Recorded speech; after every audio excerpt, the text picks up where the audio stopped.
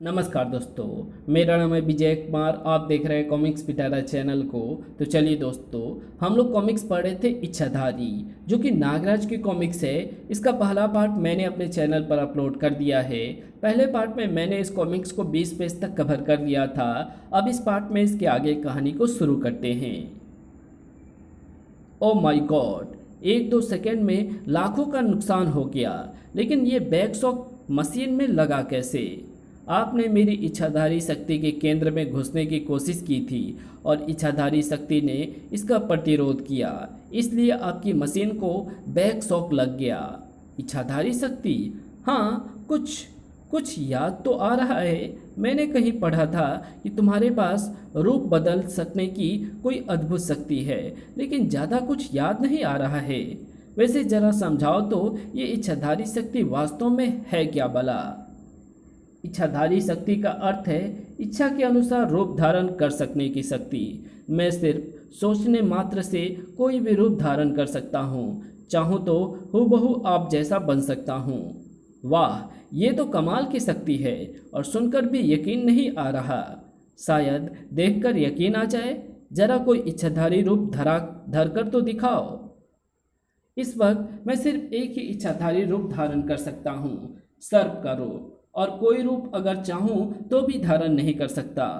ऐसा क्यों? ऐसी क्या समस्या आ गई है तुम्हारे साथ?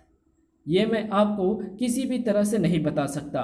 अगर बोलकर बताने की कोशिश करूँगा तो मेरी आवाज़ बंद हो जाएगी। लिख कर बताऊँगा तो हाथ कुछ लिख ही नहीं पाएंगे। पर सोच तो सकते हो ना? सोचने से तुमको कोई भी रोक नहीं सकता।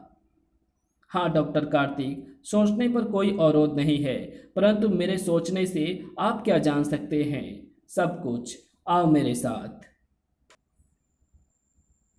ये देखो, मेरा एक और नया आविष्कार। इसको मैं थॉट पैट्रन रीडिंग मशीन कहता हूँ, यानी विचार सूचक मशीन। दरअसल हम अपने मस्तिष्क में जो कुछ भी सोचते हैं वो विद्युत संकेत के रूप में मस्तिष्क के एक भाग से दूसरे भाग में प्रेषित होता है। मेरी ये मशीन उन विद्युत संकेतों को पकड़कर एक खास कोडेड भाषा में बदल देती है और फिर उस कोडेड भाषा को डिकोड यानी सरलीकृत करके जाना जा सकता है कि मस्तिष्क वास्तव में क्या सोच रहा था।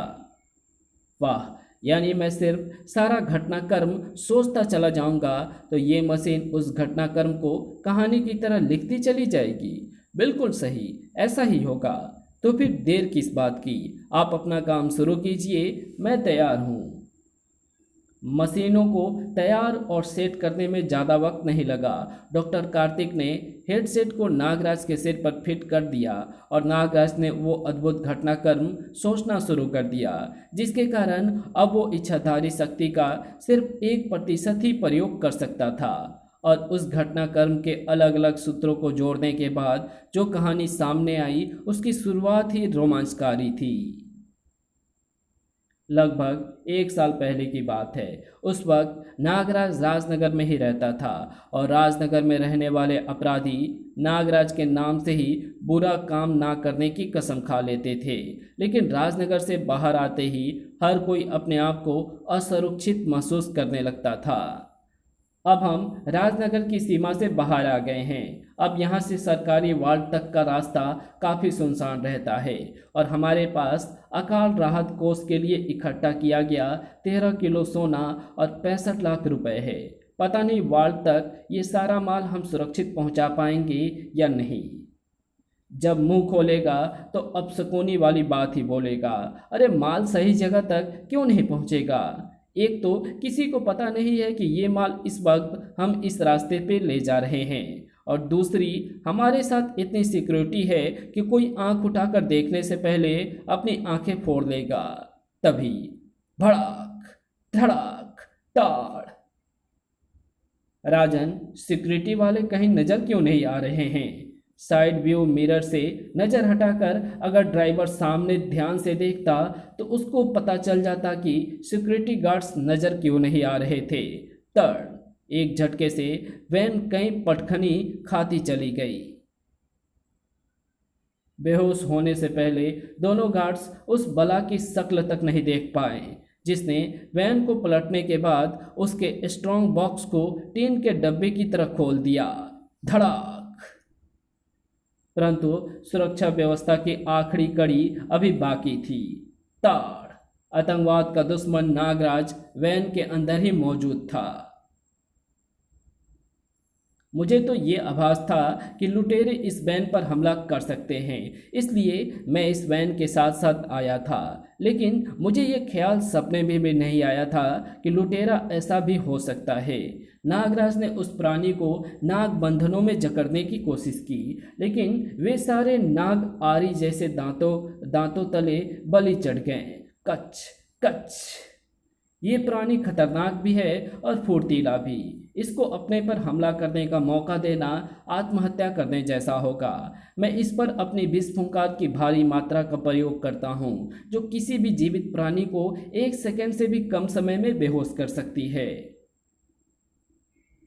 और उसके बाद मैं इसको भेजने वाले को इसने तो मेरी विष फुंकार पर ध्यान तक नहीं दिया। पर यह कैसे संभव है? ऐसा तो सिर्फ तभी संभव है जब या तो ये प्राणी सांस ना लेता हो या फिर ये प्राणी जीवित ही ना हो।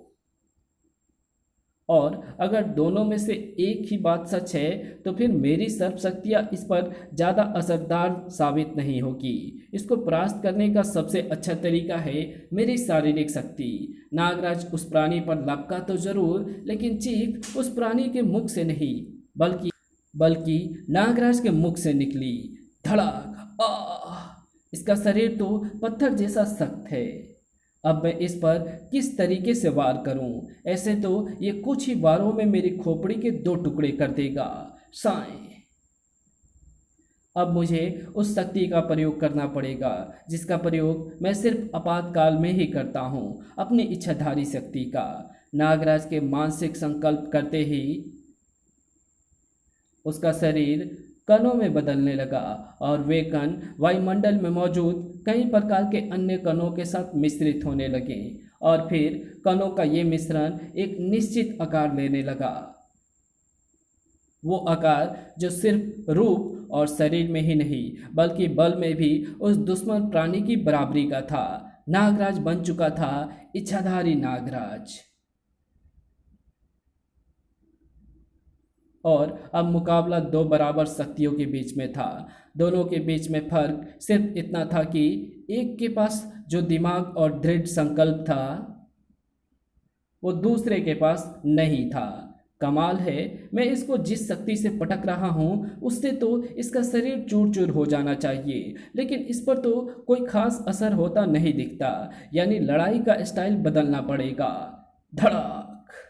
इसके शरीर से एक एक अंग को तोड़ तोड़ कर अलग करता हूँ। शुरुआत इसके सिर के लहरा रहे तंतुओं से करता हूँ। तड़ाक। नागराज ने एक तंतु तो उखाड़ लिया, मगर दूसरा तंतु उखाड़ते ही चटाक वो प्राणी एक हल्के से धमाके के साथ धूल बनकर हवा में बिखर गया। अरे एकाएक ये क्या हुआ? फट। अब मुझे भी इच्छाधारी रूप में बने रहने की कोई आवश्यकता नहीं। वायुमंडल से लिए गए कणों को वापस वायुमंडल में छोड़कर नागराज वापस आ गया अपने सामान्य रूप में। कमाल है, जो प्राणी इतनी पिटाई के बाद भी टस से मस नहीं हुआ वो तंतु के उखड़ते ही धूल में कैसे बदल गया। लेकिन मुझे नहीं लगता कि खतरा अभी टला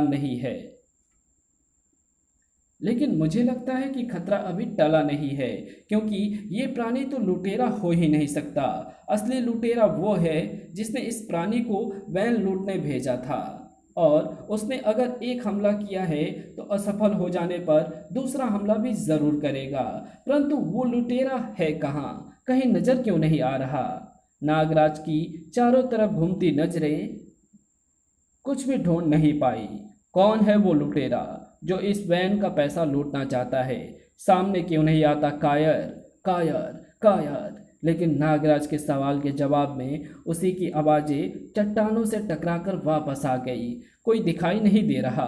खैर, जब तक उस दुश्मन के दिखने का इंतजार कर रहा हूँ तब तक वैन में फंसे इन बेहोश गार्डों को बाहर निकाल लूँ। जल्द ही नागराज दोनों गार्डों को पलटी हुई वैन से बाहर निकाल चुका था। ये दोनों काफ़ी घायल हैं, इनको जल्द ही अस्पताल पहुंचाना होगा।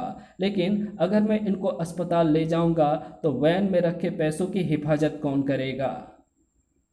कुछ पहरेदार छोड़कर जाता हूँ, अपनी सर्प सेना के कुछ चुनिंदा सांपों को, अपने घातक सर्पों को वैन में रखे पैसों और सोने की रखवाली के लिए छोड़कर नागराज दोनों बेहोश गार्डों को लेकर अस्पताल की तरफ रवाना हो गया।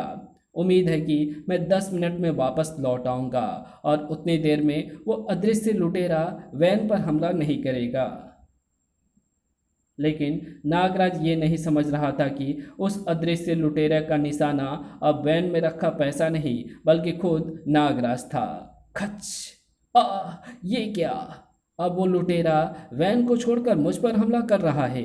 वो चमगादड़ जैसा प्राणी नागराज पर एक बार फिर झपटा, लेकिन नागराज की एक सटीक किक ने उसके शरीर को धूल बनाकर हवा में बिखेर दिया। तड़ाक! लेकिन हमलों का दौर तो अभी शुरू हुआ था। अरे, उधर हवा में धूल का एक बगुला कैसे बन रहा है? वो बगुला एक आकृति धारण कर रहा है। उस बगुलों को आकृति लेने में ज़्यादा वक्त नहीं लगा। हे भगवान, ये तो मैटिकोर है, प्राचीन ग्रीक कथाओं का एक काल्पनिक प्राणी, लेकिन ये यहाँ पर कैसे आ गया? घर क्या किसी ने इसको भूतकाल से बुलाया है मुझे खत्म करने के लिए? और या फिर ये वैन पर हमला करने वाले उस प्राणी की तरह है जो धूल बनकर हवा में बिखर गया था। अभी चेक कर लेता हूँ। नागराज मैटिकोर की तरफ लपका और अपने पैर को लगभग तुड़वा ही बैठा। ताड़! इसका शरीर भी वैन पर हमला करने वाले प्राणी की तरह ही सख्त है और मैं शर्त लगाकर कह सकता हूँ कि इस पर मेरी सर्प शक्तियाँ बेकार साबित होंगी। इच्छाधारी शक्ति का एक बार फिर इस्तेमाल। तड़ाक! मैटिकोर का भारी भरकम पंजा नागराज की खाल को छीलता चला गया और नागराज हवा में उड़ता हुआ जमीन पर आ गिरा। ओह, ये मैटिकोर मेरी तरफ लपक रहा है। मेरे पास बच सकने का भी वक्त नहीं है। अब यह अपने पंजे के एक ही वार से मेरी खोपड़ी को कच्ची दीवार की तरह तोड़ देगा। धम! अरे, मेरी तरफ लपकते लपकते ये एकाएक रुक क्यों गया? खैर, कुछ भी हो, इसकी इस हरकत ने मुझे बचने का वक्त दे दिया है। नागरस्सी मैटिकोर की गर्दन से लिपट गई। इससे पहले कुछ पलों के लिए बेबस कर देता हूँ इसको। धड़ाक! और फिर इसके कोमल परों में अपना विषदंश गड़ा देता हूँ। शायद इससे ये प्राणी खत्म हो जाए। नागराज के दांत परों के अंदर घुसने में कामयाब तो हो गए, लेकिन नागराज की योजना सफल नहीं हो सकी। विषदंश का मैटिकोर पर कोई भी असर नहीं हुआ। ताड़! इस प्राणी मैटिकोर पर मेरी सर्प शक्तियाँ बेअसर साबित होंगी। इसको भी अपनी उस शक्ति से हराना होगा जिससे मैंने पहले प्राणी को मात दी थी। एक बार फिर मुझे बनना होगा इच्छाधारी नागराज। लेकिन ये क्या हो रहा है? मैं पूरी तरह से अपना इच्छाधारी रूप क्यों नहीं धर पाया? कहीं पर कुछ गड़बड़ हो रही है। पर अब कुछ भी हो, मुझे अपने इसी रूप की मदद से इस मैटिकोर को परास्त करना होगा। नागराज मैटिकोर पर टूट पड़ा, लेकिन इच्छाधारी रूप धरने की प्रक्रिया में कुछ गड़बड़ हो जाने के कारण उसकी शक्ति मैटिकोर के बराबर नहीं हो पाई थी। तड़ाक! इससे काम नहीं चलेगा। मेरी शक्ति अभी मैटिकोर से काफ़ी कम है। मुझे अपने सामान्य रूप में आकर एक बार फिर इच्छाधारी रूप धारण करना होगा ताकि मेरी शक्तियाँ इसके बराबर की हो जाए। नागराज को विवश होकर अपने सामान्य रूप में आना पड़ा, लेकिन इससे पहले कि वो इच्छाधारी रूप धारण करने की प्रक्रिया को एक बार फिर से शुरू कर पाता, एक खुशी से भरी किलकारी उसके कानों से आ टकराई। काम करती है, ये शक्ति तो काम करती है। नागराज लगभग तुरंत ही उस आवाज़ के स्रोत की तरफ घुमा और उसकी आंखें अचरज से गोल होती चली गई। हेलो नागराज! अरे, सिर्फ आंखें और जबड़ा हवा में तैरता हुआ मुझसे बात कर रहा है, कैसे? ये आंखें और जबड़ा भी तुम्हारी इच्छाधारी शक्ति की मेहरबानी से है नागराज, वरना इसके पहले तो मैं बिल्कुल ही अदृश्य था आर पार दिखता था मेरे, इसलिए मैंने अपना नाम ही रख लिया है सी थ्रू, यानी आर पार। See through? अच्छा, तो मिस्टर सी थ्रू, तुमने मेरा नाम कैसे जान लिया? मेरी इच्छाधारी शक्ति के बारे में कैसे पता किया? और मेरी इच्छाधारी शक्ति से तुम्हारी आंखें और जबड़ा किस तरह से उभर आए? ओह ओह, इतने सारे सवाल एक साथ। जवाब देना कहाँ से शुरू करूं? खैर, मैं तुमको शुरू से सुनाता हूँ। शायद मेरी कहानी सुनकर तुम डर के मारे अपनी इच्छाधारी शक्ति मुझे दे दो। आज से सिर्फ 2 महीने पहले तक मैं एक सामान्य वैज्ञानिक था, हर इंसान की तरह हार्ड मांस का जीता जागता पुतला।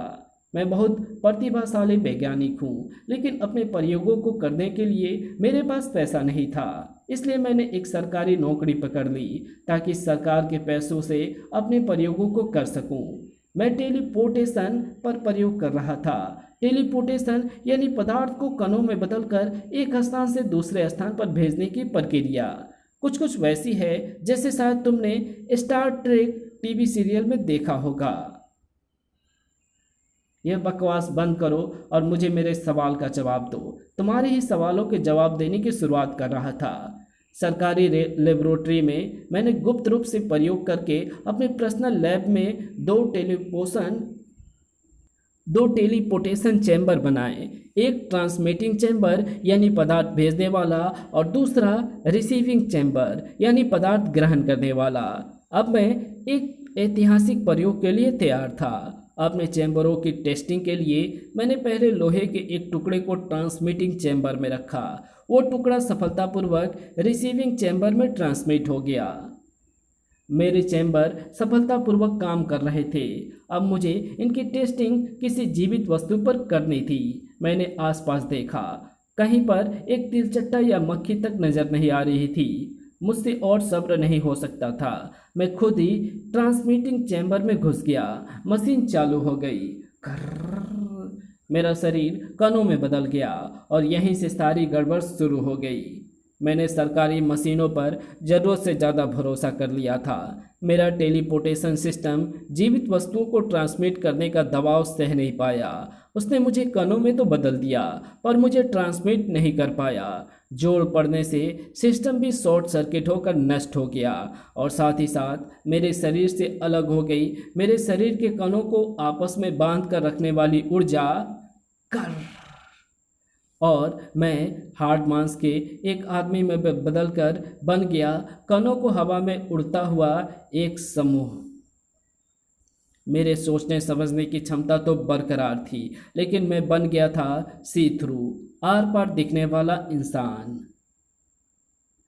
इस बदले हुए रूप से मुझे नुकसान तो हुआ ही हुआ, लेकिन फायदा भी हुआ।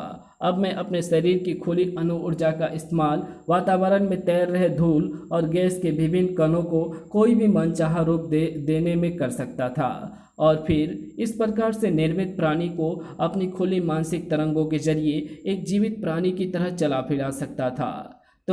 तुम अभी तक ऐसे ही एक प्राणी से टकरा चुके हो। साथ ही साथ मेरे अंदर एक और क्षमता विकसित हो गई थी। मैं किसी के भी मस्तिष्क को थोड़ा थोड़ा पढ़ सकता हूँ, और चाहूँ तो मस्तिष्क के किसी भी हिस्से को अपनी मानसिक तरंगों से चोट पहुँचा सकता हूँ।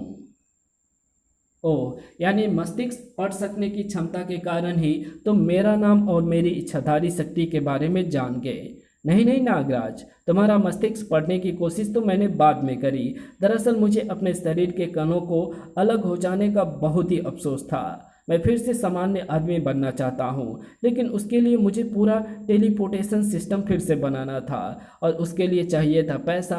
इसलिए मैंने इस वैन को लूटने की कोशिश की। लेकिन तुमको कैसे पता चला कि उस वैन में पैसा है? तुम लोगों के मूर्खता के कारण। अगर किसी वैन के साथ इतनी सिक्योरिटी हो तो जाहिर है कि वैन में कोई कीमती चीज़ ही होगी। बस मैंने एक प्राणी को वैन लूटने के लिए भेज दिया। लेकिन तुमने एक अजीबोगरीब शक्ति का प्रयोग करके उस प्राणी जैसा रूप धारण करके उसको खत्म कर दिया। उस वक्त मैंने तुम्हारे मस्तिष्क को पढ़ने की कोशिश की और तब मुझे पता चला तुम्हारी इच्छाधारी शक्ति का, वो शक्ति जिससे तुम्हारा शरीर कणों में बदलकर और फिर से जुड़कर नया रूप धारण कर सकता है। मैंने सोचा कि अगर अपनी अणुशक्ति द्वारा तुम्हारी ये शक्ति खींच ली जाए तो ये शक्ति मेरे कणों को भी जोड़ सकती है। बस मैंने मैटिकोर को तुम्हारे पीछे भेज दिया। तुमने इच्छाधारी शक्ति का प्रयोग किया और जिस वक्त तुम्हारा शरीर कणों के रूप में था उसी वक्त मैंने ये शक्ति थोड़ी सी खींच ली। उससे मेरी आंखें और जबड़े के कण फिर से जुड़ गए। अब मैं तुमको फिर से बार बार इच्छाधारी शक्ति का प्रयोग करने पर मजबूर करूंगा और इस शक्ति को खींचकर अपने पूरे शरीर को जोड़ दूंगा। और जब मेरे शरीर कण इच्छाधारी शक्ति से जुड़ेंगे तो फिर मैं भी कोई रूप धारण कर धर सकूंगा। सारी दुनिया मेरे इशारों पर नाचेगी। सपने देखने बंद कर दे सी थ्रू। तूने अपने स्कीम को बताकर मुझे सावधान कर दिया है। अब तुम मुझे इच्छाधारी रूप धरने पर मजबूर नहीं कर सकता। चाहे तो अपने मैटिकोर का इस्तेमाल करके भी देख ले। इसकी अभी ज़रूरत नहीं है नागराज। मैं तुम्हारे मस्तिष्क में स्थित उस ग्रंथि को विचार तरंगों द्वारा ढूंढ निकाला है जो इच्छाधारी शक्ति को नियंत्रित करती है। अब मैं इस ग्रंथि को अपनी अणुशक्ति के हमले से इतना खलबला दूंगा कि ये ग्रंथि अनियंत्रित होकर तुमको खुद ब खुद इच्छाधारी रूप बदलते रहने पर मजबूर कर देगी। अणुशक्ति की किरणों के सटीक वार नागराज के मस्तिष्क में स्थित इच्छाधारी ग्रंथि से टकराए। इस कहानी को यहीं समाप्त करते हैं। इसके आगे कहानी पढ़ेंगे इसके पार्ट 3 में। तो मिलते हैं इसके तीसरे पार्ट में। तब तक के लिए बाय। अगर आपको ये वीडियो पसंद आई हो तो इस वीडियो को लाइक शेयर कमेंट ज़रूर कर देना। चैनल पर नए हो तो चैनल को सब्सक्राइब कर ऑल नोटिफिकेशन को सिलेक्ट ज़रूर कर लेना। Thanks for watching my videos.